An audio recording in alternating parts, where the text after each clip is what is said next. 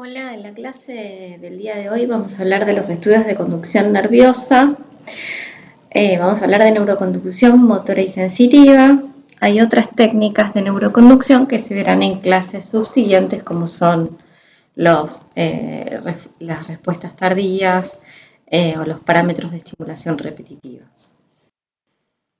Entonces, vamos a abarcar el estudio de neuroconducción, que cuando estamos evaluando los troncos nerviosos vamos a referirnos al estudio de neuroconducción motora, a los estudios de neuroconducción sensitiva y a los estudios de neuroconducción que evalúan nervios mixtos.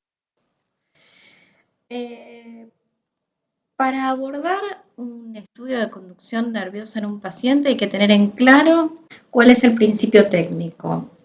Se basa en la estimulación eléctrica realizada en un punto del nervio a explorar y el registro de la respuesta que esa estimulación va a evocar, y este registro va a ser diferente si estamos evaluando nervios motores o nervios sensitivos. Esto lo vamos a desarrollar en el transcurso de la clase, pero como se ve bien en estos gráficos hay una diferencia fundamental. Los estudios de neuroconducción motora, la estimulación se realiza en el nervio, fíjense donde dice en el gráfico superior motor S1 y S2 son los sitios donde se realiza la estimulación sobre el nervio, y el registro, donde está marcado con una R, va a ser en el músculo. En este caso, si estamos evaluando el nervio mediano, el músculo marcado es el abductor corto del pulgar, que es un músculo pequeño localizado en la eminencia tenar, que es la porción de la mano más dirigida hacia el pulgar. Es decir, se va a estimular en el nervio y se va a registrar en un músculo inervado por el mismo. Cuando se tratan de estudios de neuroconducción sensitiva, esto no sucede.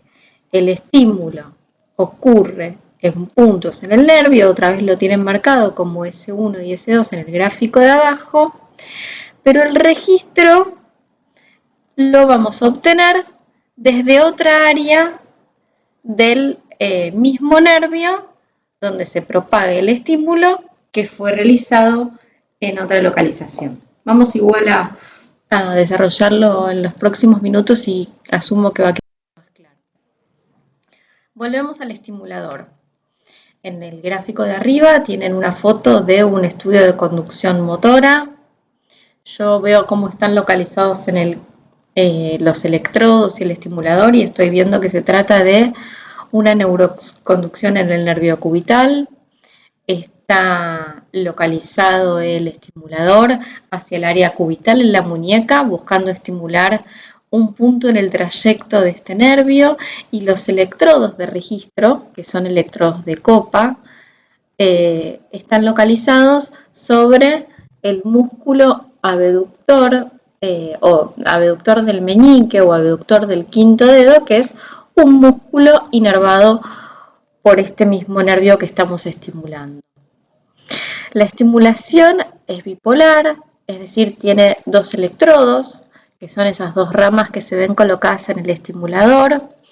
Hay un electrodo,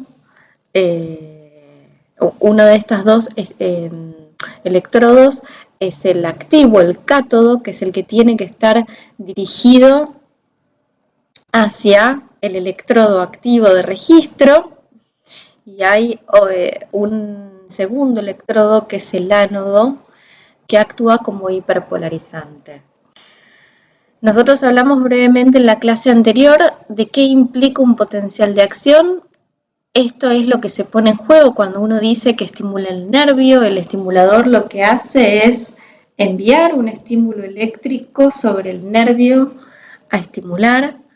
Esto hace que se abran canales de sodio y que se empiece a propagar la corriente por activación de más canales de sodio voltaje dependientes. Si esta despolarización es suficiente para cambiar ese voltaje interior celular negativo que habíamos hablado en la clase anterior, que era de menos 90 milivoltios, menos 70 milivoltios aproximadamente, si esa despolarización es lo suficiente como para superar el potencial umbral, localizado en el orden de los menos 55 milivoltios, se va a generar el potencial de acción, se va a propagar en ambos sentidos en el recorrido del nervio, y esto es lo que potencialmente luego sea registrado por los electrodos de registro. Vamos a hablar ahora más puntualmente del estudio de neuroconducción motora. Volvemos a este gráfico que vimos en la clase anterior para que se ubiquen dentro del sistema nervioso periférico. Los estudios de neuroconducción motora van a evaluar la rama motora, es decir, lo que tienen coloreado en un rojo anaranjado, donde tienen un cuerpo neuronal localizado en la médula espinal, en el asta anterior, que es esa porción anterior de la H que se ve dibujada en la médula espinal.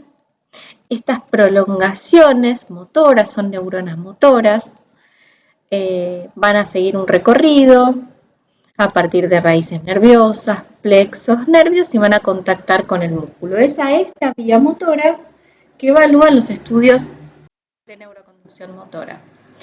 Como les anticipé anteriormente, estos estudios tienen la particularidad de que el estímulo es realizado en el recorrido del nervio a explorar, pero el registro sucede a nivel muscular, es decir, dependemos de que se genere el potencial de acción en el nervio, este se propague, haga sinapsis con las fibras musculares, las despolarice, contraiga y esto sea registrado por los electrodos.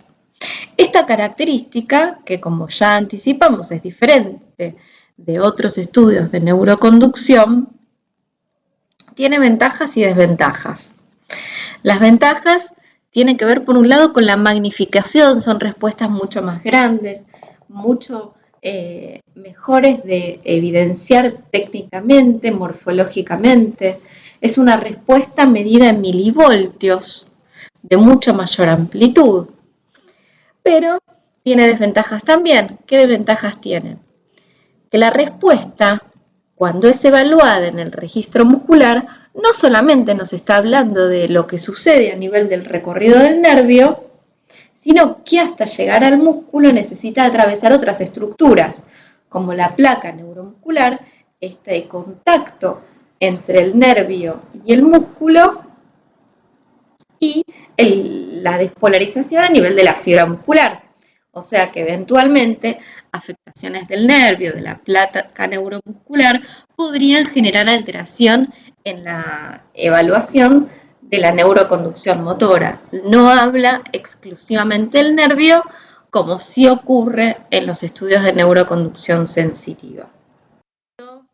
En la anterior, por ejemplo, la Tierra está localizada en esta imagen que ven acá, a nivel de la palma de la mano. Acá se utilizó una Tierra en forma de pulsera.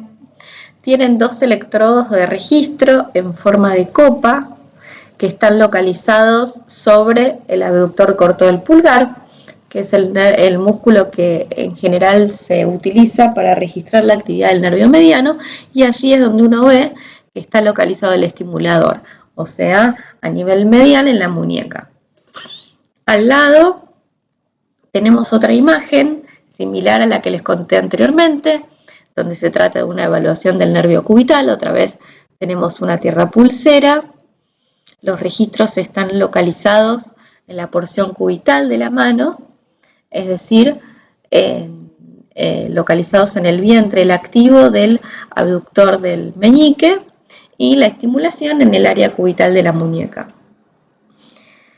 En las imágenes de abajo tenemos representadas las estimulaciones de los dos nervios motores que más comúnmente examinamos en miembros inferiores. El de la izquierda es el nervio ciático popliteo externo. El registro lo tienen localizado en el músculo pedio, allí está el electrodo activo, y la estimulación sobre la garganta del pie. La imagen de la derecha es una estimulación del nervio tibial posterior, donde se ve el registro activo, el electrodo activo, localizado en el abductor del hallux, y la estimulación a nivel de el nervio tibial posterior. ¿Cuáles son los parámetros que vamos a evaluar en la neuroconducción motora? Hay 3 parámetros que son fundamentales y es lo que vamos a desarrollar a continuación. La latencia distal, la velocidad de conducción y las características del potencial obtenido, ya sea la amplitud, el área, la duración y la forma. ¿Qué es la latencia distal? Hablamos entonces y volvemos a la imagen donde se estimulan puntos en el trayecto del nervio examinar y se registra la activación ocurrida en un músculo a consecuencia de esta estimulación. El primer parámetro entonces en el que nos vamos a detener es en la latencia distal. ¿Qué es la latencia distal? En la imagen de abajo tienen la onda que se va a generar en el músculo, luego la activación, si se fijan a la izquierda, de S1, que es el punto más distal. Más distal implica que sea más lejano al neuroeje, y lo que se obtiene en esa respuesta es una onda de contracción a nivel del músculo, cuya característica tiene que ver con una inflexión inicial que es negativa, contra lo que uno podría sospechar cuando se trata de registros neurofisiológicos. Las ondas que van hacia arriba son denominadas negativas y las que van hacia abajo positivas. Entonces, la fase negativa es esa primera fase que se observa cuando se cambia de lo que es la línea de base el registro. El tiempo que tarda, y lo tienen marcado abajo, les pido disculpas porque está en inglés, distal latency, es decir, ese tiempo que tarda desde el S1, desde que se estimula el nervio, hasta esta primera modificación desde la línea de base, es lo denominado latencia distal. Y esto es un tiempo, es medido en milisegundos, es decir, cuánto tiempo tarda en registrarse el potencial motor luego de ser estimulado distalmente el nervio. Es tiempo. ¿Y qué implica esta latencia distal o este tiempo que se tarda en ocurrir el potencial de acción muscular compuesto? Es la suma del tiempo transcurrido en la conducción de las fibras rápidas del nervio. Recordemos que lo que estamos haciendo es estimular el nervio es estimulado y corre en sentido distal esa corriente hacia el músculo. Entonces, ese tiempo de conducción nerviosa está medido, pero también está medido el tiempo de transmisión del impulso a nivel de la unión neuromuscular, es decir, el contacto entre el nervio y el músculo, y de la fibra muscular hasta su despolarización. Entonces, esto es la latencia distal, es el tiempo que se transcurre hasta el inicio de la respuesta. Se mide en milisegundos y nos habla no solo del tiempo de conducción dentro del nervio, sino también de la placa y del músculo.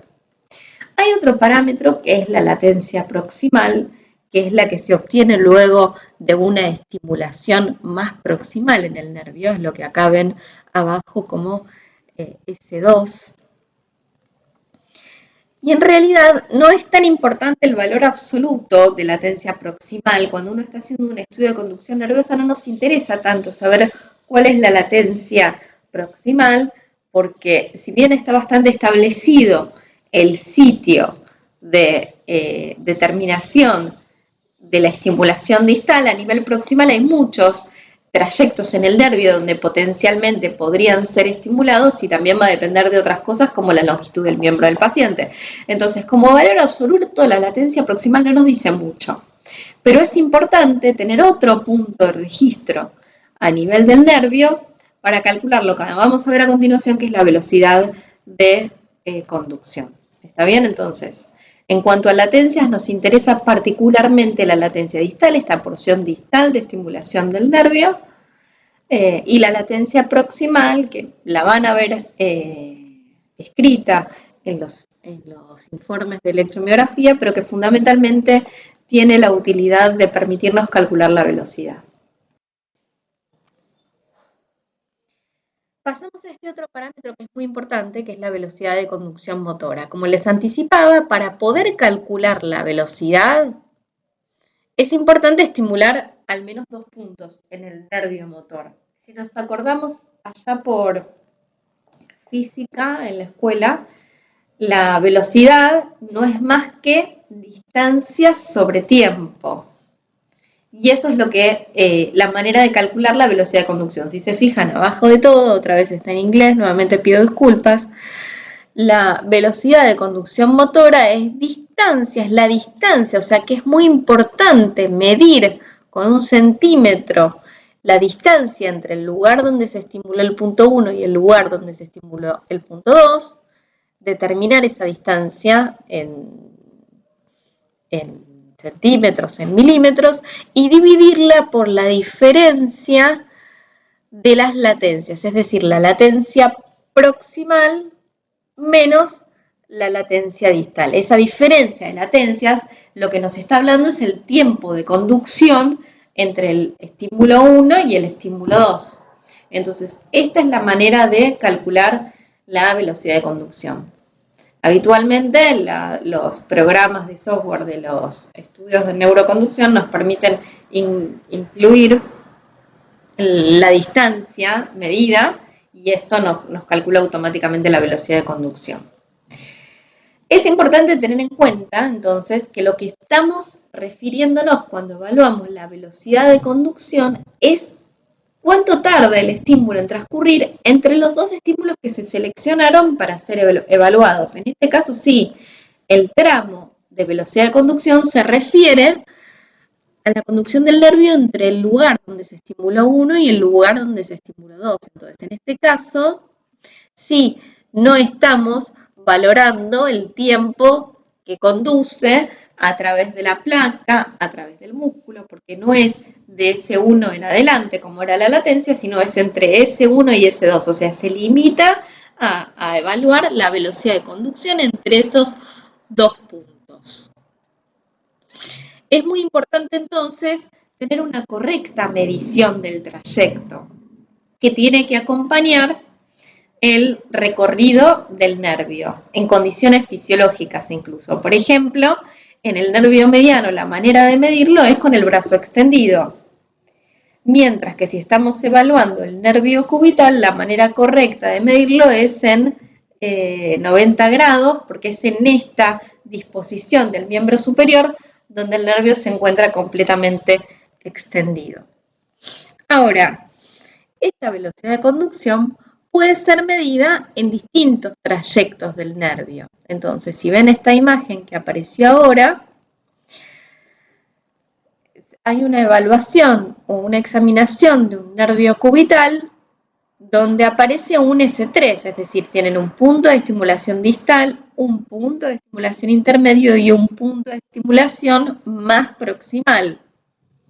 Entonces, estos 3 puntos donde se ven las 3 ondas obtenidas o potenciales de acción muscular compuesto a partir de S1, S2 y S3, nos permite hacer distintos cálculos de la velocidad de conducción, es decir, se puede calcular el total, o sea, todo el trayecto del nervio que estimulamos, se puede medir de S3 a S1 y medir la latencia 1 y latencia 3, y eso nos va a dar el recorrido total del nervio, pero también nos permite calcular velocidades por segmentos, es decir, qué velocidad de conducción hay entre S1 y S2, en cuyo caso se valorará la distancia entre estos 2 puntos y las diferencias de latencia entre S1 y S2, y qué tipo de velocidad de conducción hay a nivel del codo en este caso, entre S2 y S3.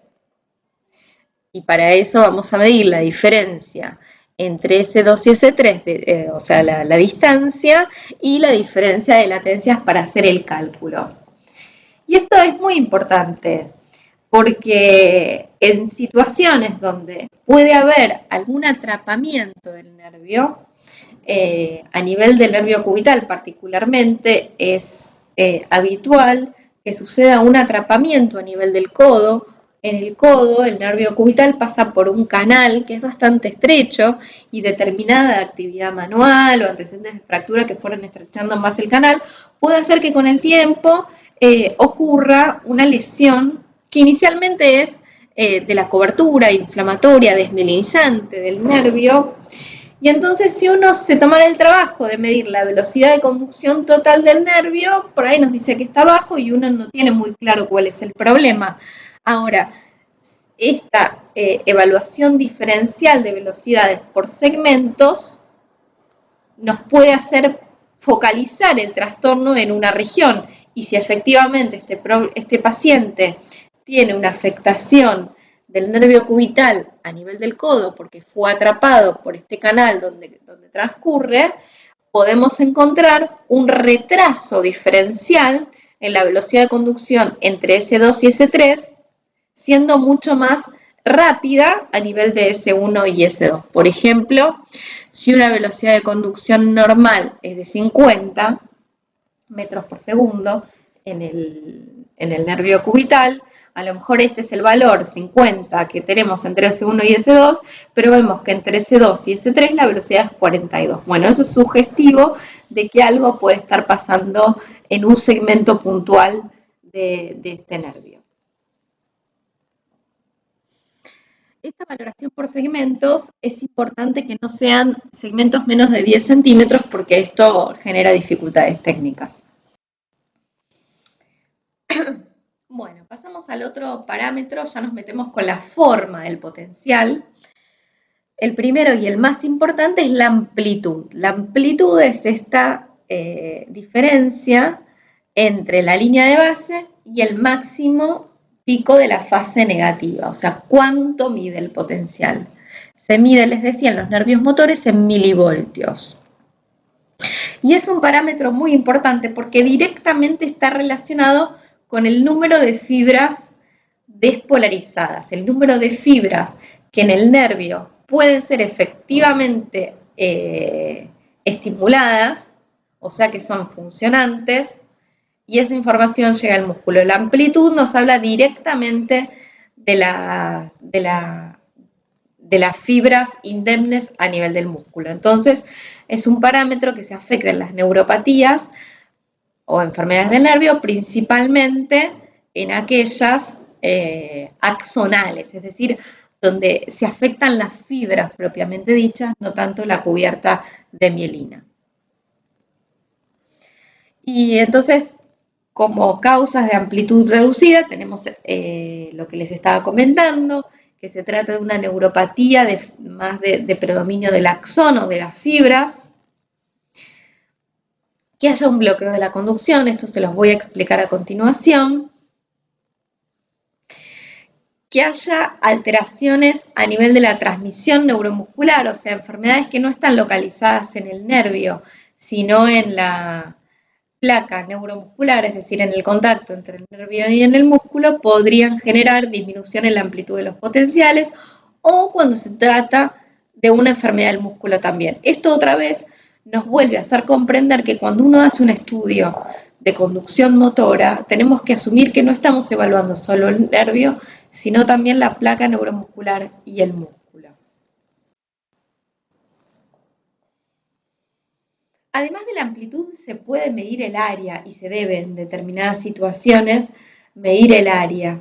El área es el área bajo, el área bajo la curva, o sea, ahí lo tienen marcado en estas imágenes que les puse, donde no es solamente el parámetro neto de la amplitud, sino también valorarlo en el contexto de la duración del estímulo. O sea, es muy importante ver si cuando una amplitud está reducida, efectivamente fueron menos las fibras afectadas, estimuladas, entonces llegó menos despolarización a ese músculo, o lo que sucedió es que las fibras fueron activadas en la misma cantidad, pero que terminan llegando a distintos tiempos, y eso hace que la onda sea más dura, que dure más, que tenga más duración, pero no necesariamente nos habla de una menor número de fibras estimuladas.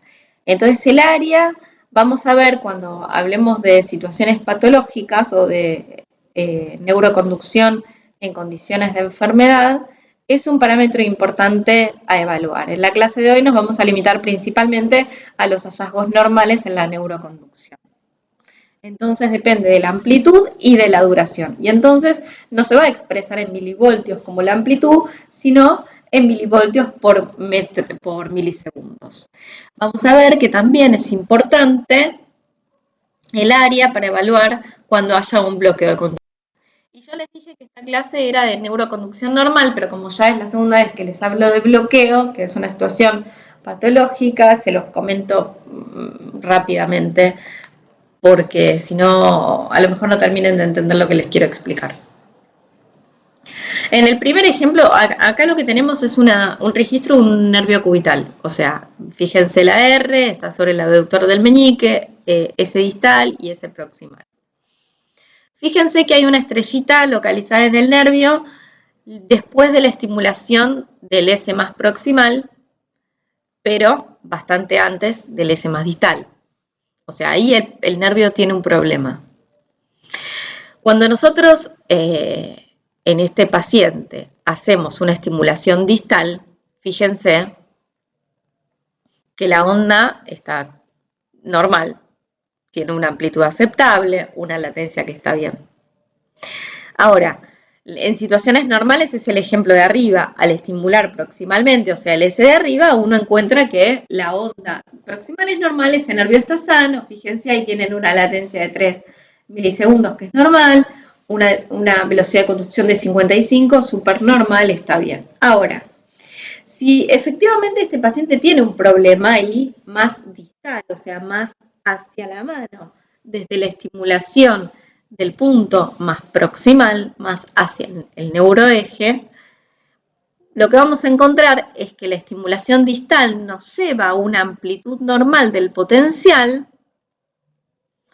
pero cuando la estimulación ocurre más proximalmente, algo pasa en el trayecto. O sea, no son todas las fibras las que pueden saltear esa zona afectada y entonces cae la amplitud. Esta caída de la amplitud puede ser un bloqueo de conducción parcial o total. Para mostrarles que lo que uno pretende de la forma es que a medida que va estimulando en distintos puntos del nervio, la forma se mantenga y tenga esta característica bifásica, pero en distintas situaciones puede haber alteraciones en la forma, como vemos acá, por ejemplo, cuando hay dispersión temporal, que tiene que ver con esto que les decía anteriormente. Cuando empiezan a haber fibras que no conducen y entonces baja la amplitud, o fibras que conducen a distintas velocidades, entonces se extiende la duración de la onda y se hace muy polimorfa o con mucha variabilidad de la misma. Bueno, hasta acá en cuanto a los estudios de neuroconducción motora. Vamos a pasar entonces a los estudios de neuroconducción sensitiva y volvemos a este gráfico para ver dónde va a ser entonces la exploración a nivel del sistema nervioso sensitivo, y acá tenemos que ir a mirar la imagen verde donde vemos la vía sensitiva, que tiene que ver desde receptores que están ubicados a nivel de la piel, y esas prolongaciones nerviosas que reciben esa información se extienden hasta el sistema nervioso y tienen un cuerpo de esa neurona localizada en una estructura que se llega a ver ahí, si ustedes siguen la vía verde, la sensitiva, una especie de pelotita que se ve, que es el ganglio anexo a la raíz dorsal, que está próximo a la médula espinal. Ahí está el cuerpo neuronal, que es, digamos, la neurona que tiene que ver con recibir estos estímulos sensitivos. ¿Para qué es útil la evaluación de la vía sensitiva? Bueno, permite evaluar si hay afectación del nervio, con afectación exclusiva sensitiva. Podría ser que el estudio de conducción motor sea normal y el sensitivo justamente nos muestra la alteración que habla de la enfermedad que padece el paciente. Puede servir como detección precoz de neuropatías porque en líneas generales las fibras sensitivas se afectan más tempranamente que las motoras. Y también cuando estamos evaluando, a lo mejor, por ejemplo, la presencia o no de que el paciente tenga una afección radicular en una raíz nerviosa, localizar la lesión.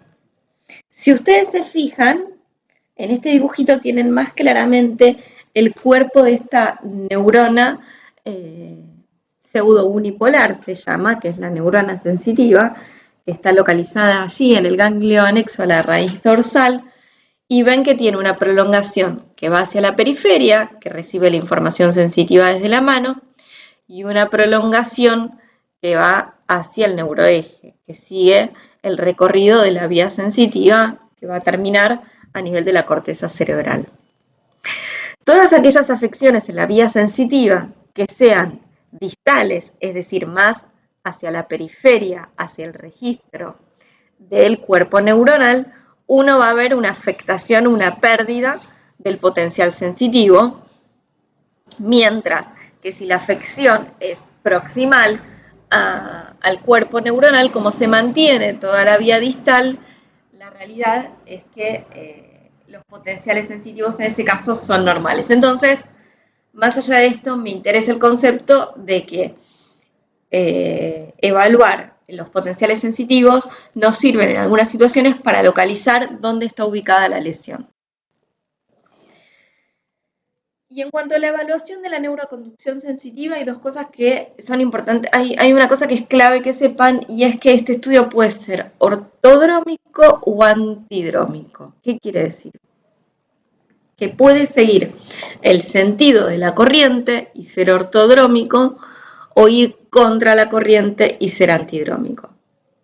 Acá es importantísimo recordar lo que hablamos al principio de la clase, donde en el caso de la estimulación sensitiva, se va a estimular un punto en el trayecto del nervio sensitivo, pero el registro va a ser el potencial que se genere en el mismo nervio en otro sitio del trayecto.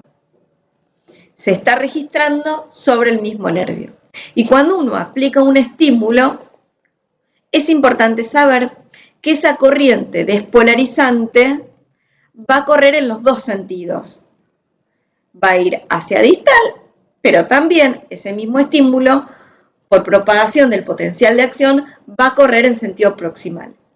O sea, que una vez que uno genera una estimulación sobre el nervio, puede registrar más distalmente a la estimulación o más proximalmente a la misma. Si uno estimula y el registro es más proximal al estímulo, estamos hablando de un estudio ortodrómico, porque sigue el recorrido de la corriente, que es, en el caso de la vía sensitiva, desde distal hacia proximal. Acordémonos que la vía sensitiva lleva la información desde la periferia, desde la piel, hasta el sistema nervioso central.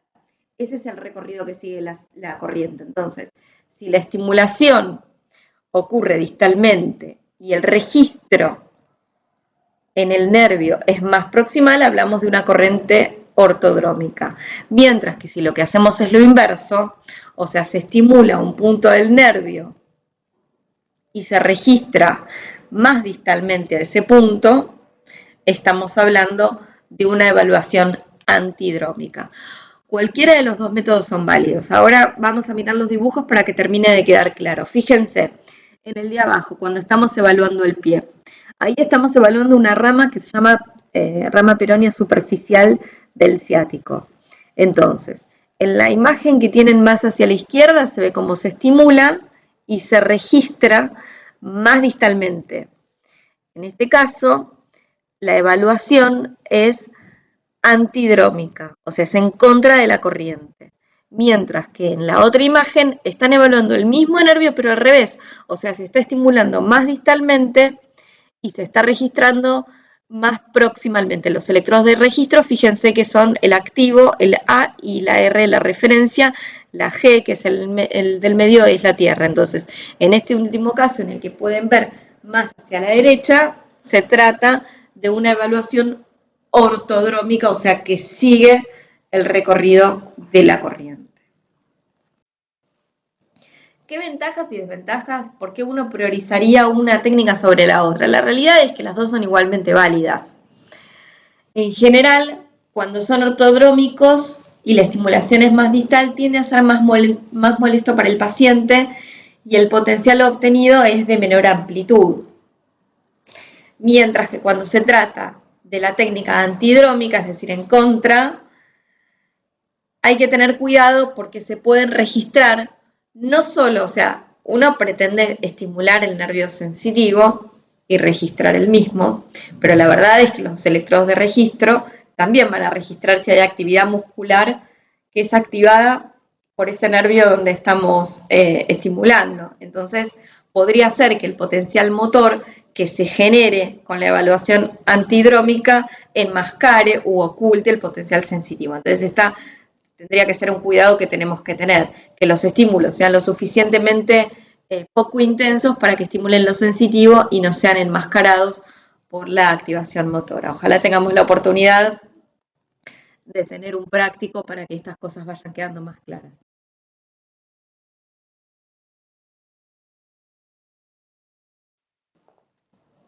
Otra vez, ¿cuáles son los parámetros que vamos a valorar en este caso? La latencia, la velocidad de conducción, la amplitud, la duración y la forma.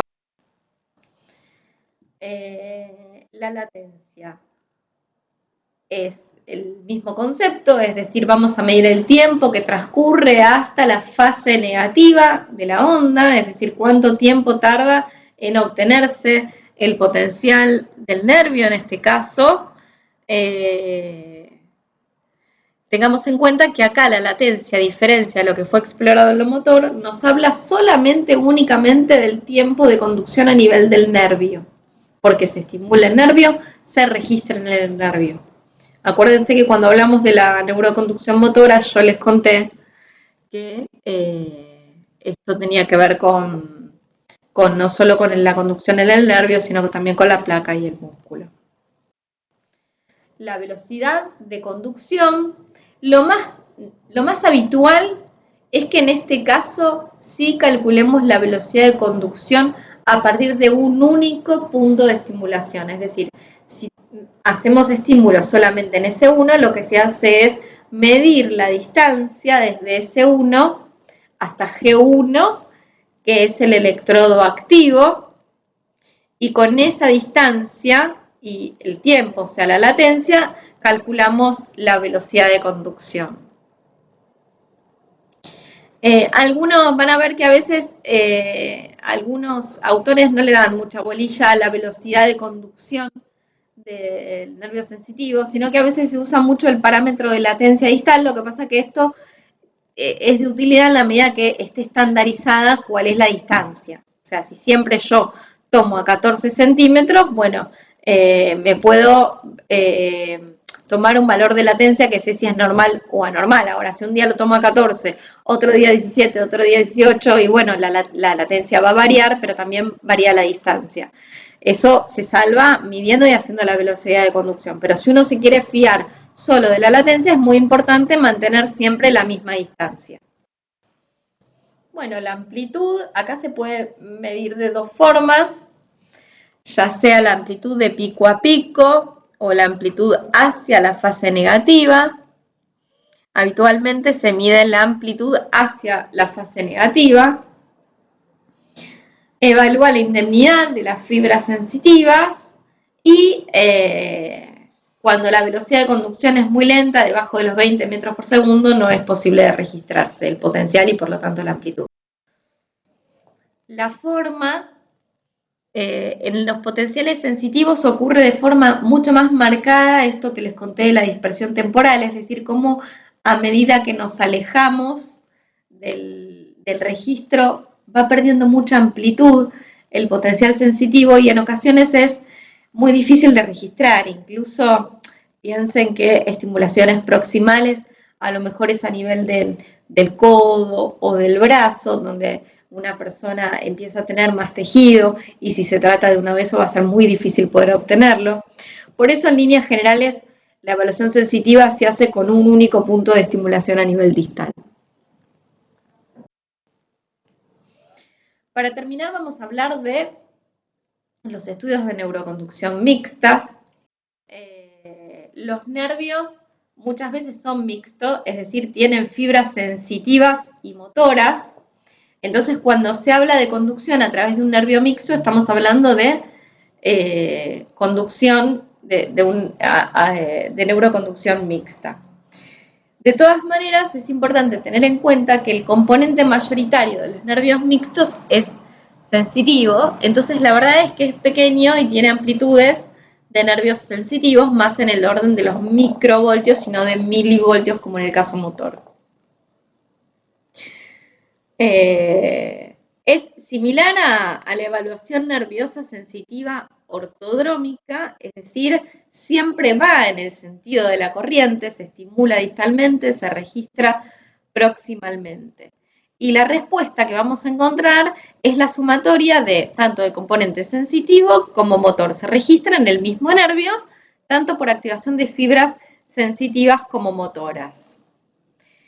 Este parámetro es útil para evaluar las fibras sensitivas gruesas que, como no llegan a la superficie de la piel, se pierden al hacer un estudio de neuroconducción sensitiva habitual. Son varios, son mejor dicho pocos los trayectos que se pueden evaluar con esta técnica, más comúnmente son explorados así el nervio mediano y el cubital en la distancia entre la muñeca y el codo, o el nervio peroneo entre la garganta del pie y la cabeza del peroné, y la verdad es que es técnicamente más dificultoso, o sea, tiene algunas indicaciones precisas, pero no es una técnica de las más utilizadas. Cosas a tener en cuenta de la neuroconducción antes de terminar. Es importantísimo contar con tabla de valores normales, idealmente que sean realizados en cada laboratorio para que estén dentro de la población de estudio que maneja ese laboratorio. Medir la temperatura del miembro es clave. La temperatura baja hace que los parámetros de latencia distal se prolonguen, que se enlentezca la velocidad de conducción, la amplitud y la duración pueden aumentar, entonces es muy importante calentar el miembro a explorar antes de la evaluación o adaptar esos resultados a la temperatura que presente. Hay tablas que permiten saber cuánto se prolonga la amplitud, cuánto se prolonga la latencia, cuánto se lentece la velocidad a medida que baja tantos grados la temperatura. Esa es la otra forma de resolverlo. Y también es importante que al estimular, cuando estamos hablando de neuroconducción motora, observemos la contracción del músculo para estar segura que estamos estimulando el nervio correcto. Eso desde el punto de vista de la confirmación técnica es muy importante, porque la verdad es que si uno piensa en una estimulación de la muñeca, por ejemplo, es fácil entender que vamos a tener muchos nervios cercanos y la estimulación se propaga. Entonces, yo quiero estimular el nervio mediano, pero también voy a estimular el nervio cubital, probablemente si uso una amplitud, una intensidad aumentada. Y lo mismo sucede con el registro. El registro está más localizado sobre el músculo que yo quiero explorar, pero por propagación también podría registrar. Entonces, estar seguro que estamos estimulando el nervio correcto es una situación importante a la hora de estar seguro de la interpretación de los resultados. Y para finalizar, limitaciones. ¿Qué limitaciones tienen los estudios de neuroconducción? Las fibras que van a ser determinadas por la velocidad de conducción son las más rápidas. De manera que las fibras de conducción más lenta o amielínicas no van a ser fácilmente evaluables de esta forma. Nos sirve para topografizarlas, para hacer una localización del trastorno en la neuroconducción, pero tiene sus limitaciones, porque no es fácil a veces diferenciar, acá en este dibujo pueden ver para recordar la vía motora, las lesiones propiamente del nervio con las más proximales, porque en última instancia se va a afectar todo el recorrido de la fibra. Allí es más útil hacer electromiografía, como vamos a ver en otra clase. Tener en cuenta que solo van a ser valorados o explorados aquellos nervios que son accesibles a la estimulación, y eso también es una limitación.